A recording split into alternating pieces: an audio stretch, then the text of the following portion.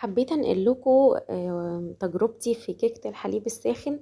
انا الصراحة ما ابهرتنيش خالص، وحسيت ان هي كيكة عادية زي الكيك اللي بنعملها في الخلاط او كده بالمضرب كده على ايدينا.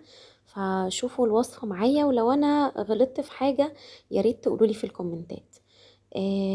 دي وصفة لشيف اجنبية. انا مشيت بنفس المقادير بتاعتها بالظبط وحتى نفس الخطوات. جابت 60 جرام من الزبدة.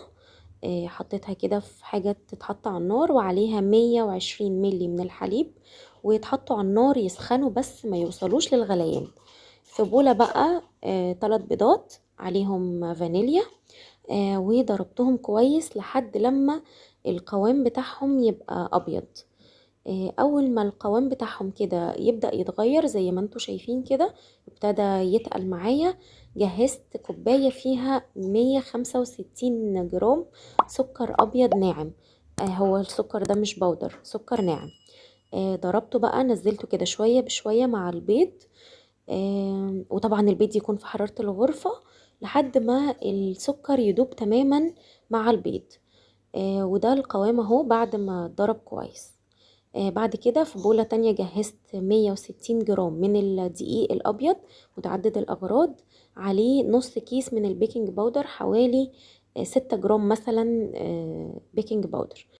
وطبعا ما تنسوش رشة الملح.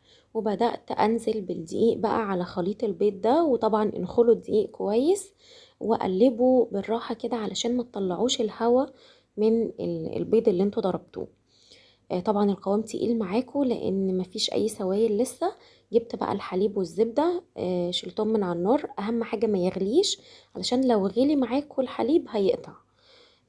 بس يكون حرارته عالية، مش غليان خالص.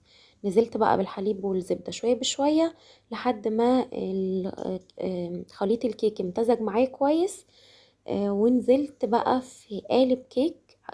بطنته كده من تحت. ممكن تعملوه تبطنوه بزبدة يعني تدهنوه بزبدة ومع رشة دقيق كده. انا حطيت ورق زبدة على طول. وبعدين جبت عصاية كده او خلة او اي حاجة توزعوا بس الخليط علشان يبقى متساوي معاكم، والصينية تطلع بعد ما تخش الفرن وتطلع تبقى متساوية كده زي ما انتوا شايفينها. دخلته طبعا على فرن حرارة متوسطة 180 تقريبا. حوالي 35 ل40 دقيقة. وزينته بقى بسكر بودر، بس انا الصراحة ما حسيتش باي انبهار خالص. حسيته كيك عادي. فشوفوا كده الخطوات، لو انا غلطت في حاجة ابعتولي في الكومنتات.